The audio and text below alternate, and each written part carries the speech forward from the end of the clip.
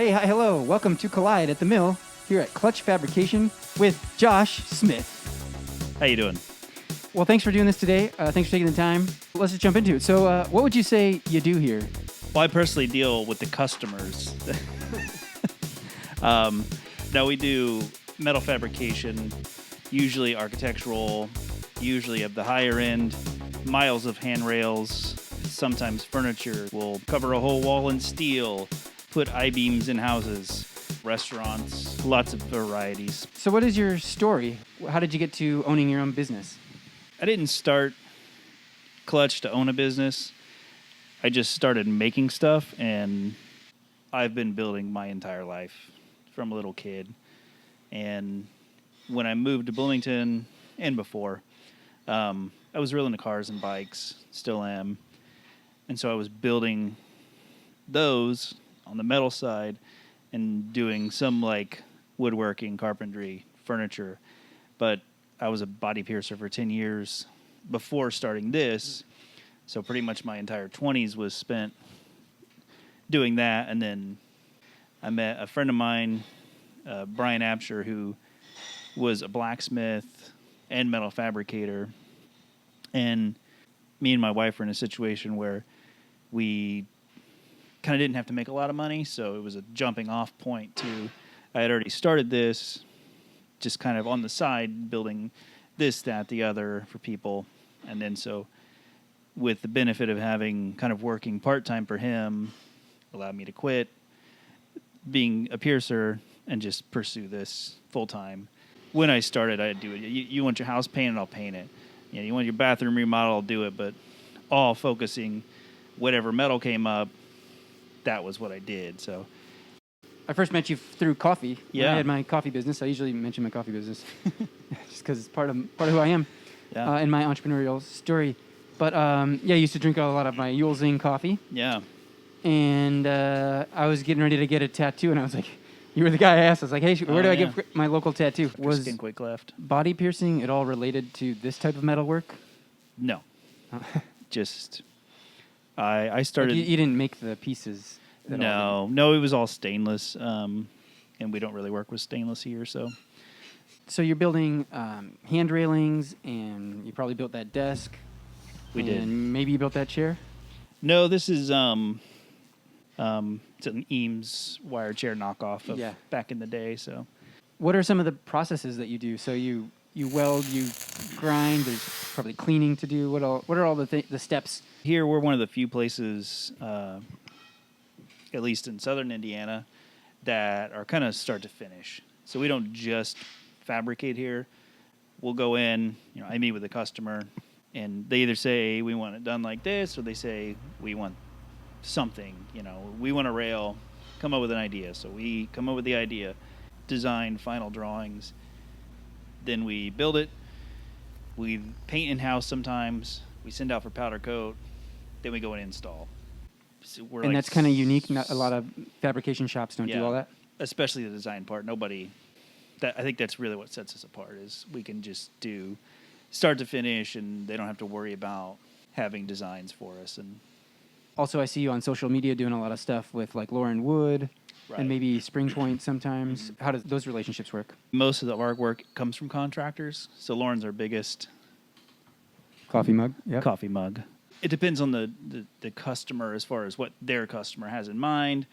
Lauren, a lot of times, or Lauren's guys just say, hey, they'll either have a concept idea of a rail or something, or they'll just say, hey, you come do this, we got to get something here and make it happen. Spring Point, kind of the same. We work with them a lot, whether it's through Lauren or on a different project, and they're great to work with. What are some examples of your favorite projects you've done? I know like Atlas Bar, you've done quite a few things there at the bar. Yeah. Their sign and then the truck in there. Can you talk about that a little bit? Yeah, so that was a long time ago, the truck. That was in my first shop, which was about the size of my office. I split a 2-car garage with my friend Nick, and he built motorcycles on one side, and I built whatever on the other. I think I came by and dropped off some coffee one time. Oh, yeah. I've been in there, yeah. Yeah, it was tiny. That was an idea that Dave, the owner, had, and he was just like, "You think you could make a truck into a bar?" And I'm like, "Yeah, sure, why not?" And it's a 57 Chevy Apache. I had no computers at the time. It was just all stare at it half the day and figure it out. And the roof, the windshield area, and the hood all open. And the bartender will stand inside. And it's got a kegerator. I mean, it's essentially a full tiny bar inside. We've done a lot of signs. Their sign's probably the most elaborate sign we've done. We've built it twice now because it got hit by a dump truck or a garbage truck. Oh, man. Yeah, so we had to rebuild that. Did you build it the same or improve it? The same. We did lift it up a little higher. I think everything we did at Cardinal Spirit's pretty fun. All their bar stools and their banquettes and some tables. And do you remember you were going to do 3 legs? Yes, and it was completely you tested unstable. it and then it was too wobbly, Yeah. right? Yeah, they would tip over when you tried to stand up. So, so we went with 4 legs and just do it. And if it doesn't work, do it again. The whole Cardinal Spirit thing was a real kind of turning point for us. You did like that table that you can screw it and adjust the height. Yeah, a scissor lift table. That was pretty intricate. We did the bike like racks. cardinal shaped. Their table bases outside get called quite a bit from them to just modify or change something along the way. And a bar wrap at Oliver Winery, bronze mesh and panels. And that was designed. They just sent us the almost finish, and we built it to their spec. So can't take credit for that design. Have you ever done any public art stuff? Which would be or like working with artists, I guess. Does artists? I mean, you're mainly like functional, right? We're on stuff. the short list of like fabricators to call. We've done some repairs for the city on the art side of things, but mostly no. A lot, the ones we've had calls for are kind of not in our realm. So all your projects are very custom. How does that work as a business? Like, can you scale this? Can you make 100 doors or 100 railings? But that's not really your problem. So how do you make a lot or make enough product to make a profit and like be successful as a business? I gave up on trying to scale this. It's just too it's too custom. You can't scale custom, and because if you scale it, then it's just mass produced. What I have done over time is I'm really obsessed with efficiency, so I try to find the process and streamline the process, not necessarily the product. So every aspect you try to make work better, from the way we design to, we make packets that have specific cut sheets, so every single piece is cut. So if we get a new person, here's this piece of paper, they don't have to know how to do anything other than run a bandsaw, and they can cut all the parts. They don't have to know how to design it and build it. We break it down into sections, so sort of like a factory. In that way, just on a much smaller scale, that is always changing. So that's the best way I can describe trying to scale this. Speaking of your team and your help, how do you know who's going to be a good team member? And how many do you have employees, or how do you treat we that? We do. So we're actually incorporated. So I'm even an employee of Clutch Inc. My wife she's HR, accounting, and then we have 2 full-time fabricators, and we've never had more than 2 guys in the shop. We're about to the point where, we might. I think in 2021 we'll definitely be looking for a 3rd. I've hired and fired and/or quit many people at this point because we have such a high level we have to maintain that a lot of people cannot hit it, they can't maintain it, or you have the general, just the guy that doesn't show up. I'll interview somebody. I don't pay attention at this point I don't pay much attention to what you've done in the past, because I've had aerospace guys that were terrible. I've had award-winning welders that were terrible. I'm like, it's just what we do is so different and so different day to day that it seems like a lot of really impressive welders don't know how to do a lot of other things, and vice versa. So usually I just interview them, check their personality, because we're on top of each other. We're, a family here. There's 3 people, we see each other all day, every day. And I tell them that you're not going to fake this job. I'm going to know real quick if you've lied through this interview or, you're trying to fake it because you can't hide. So, and then it just takes a long time to train and a lot of just, making mistakes and learning because what we do is so specialized. We can get just raked over the coals if one of our feet on a handrail is, an eighth off, and we will have to fix it. So, even if it's our fault or the carpenter before us' fault. So, This is the segment of the show I like to call the distribution disco, the distro disco. How do people get what you do? Either your product and or your messaging. Do you advertise, stuff like that? We don't really advertise. We'll do, we kind of do maybe one ad a year in Bloom just to do it. It's pretty much been word of mouth the whole time. And at this point, we have so many builders we work for. It's almost exclusively all builders. So I guess that's kind of the question is, or the answer is that you have contracts or whatever with builders and designers.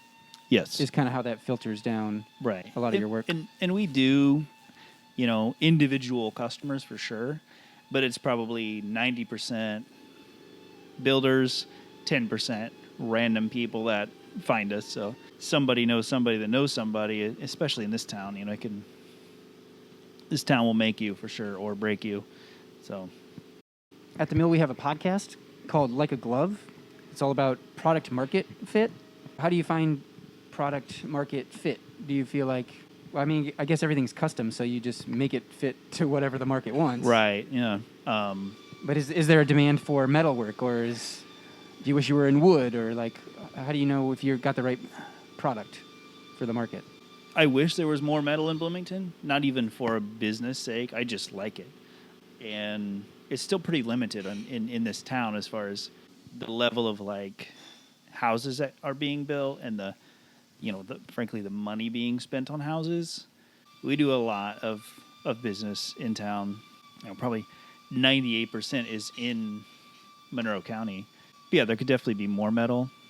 I don't want to say we started metal, but we are the only ones in town that we're doing it to any kind of scale. So it's kind of piggybacked on each other, and it's sometimes taken us proving what we can do and what can be done for people to want it being done. You put one piece of metal in a fireplace and then it's someone sees it and then, well, now I want this and now I want this. And, we wrapped a house up a couple months ago the fireplace was 22 feet tall and 10 feet wide. Yeah, I would agree that whenever I see cool metalwork, I'm like, oh, Josh probably did that. All the places you mentioned, like Cardinal Spirits and Atlas, those are the places I go, and that's where I see your stuff. Used to go. When we didn't have to wear these masks. Here we are, fireside chat. This has been lovely. Do you have any last words, any, inspirational stuff for starting your own business or just things you want people to know about your business and how to reach you? Or how to best see your work, if it's Instagram or what? I would say Instagram's the most up to date. I think it's Clutch Fabrication on Instagram. Okay, yeah. And then our website's clutchfab.com. That has the email, which is josh@clutchfab.com. As far as starting your own business, I don't know. I didn't start my own business. You didn't start your own business as in you just, you followed your passion and did what you loved and it turned into a business? Yeah. And that has worked out for you? It has. And it's by no means easy, to this day. And I think at a certain point, there is going to be some of that if you're trying to grow something bigger than just, I'm an artist, or I'm a blank. And mine went from being that kind of craftsman to being a business owner with the hopes that someday I will be able to return back to being a craftsman with a little easier life and less struggle. You need to know is it's going to be a struggle. Not always, but there are the occasional just brilliant ideas that takes off and it's fine. But 9 years in and it's still a struggle. Like everybody gets paid and everybody has a good time, and it's a long time before it's a walk in the park. And you see the true benefits of what you've put all this time into. So if you're going to start a business, know that it's going to be a while. So. All right. You heard it from Josh. All right. Let's wrap this thing up. We've got the Collide Quick Quiz coming at you. Ooh. Josh came to a lot of our Collides back when they were in real life. And so you're familiar with the concept of the Quick Quiz. 2 words or 2 ideas, blank or blank. Rapid fire, just, don't overthink it. Never do. Decide what works for you. Pure metal or alloy blend? Pure metal for us. Black coffee or with cream? Black. Straight or curved?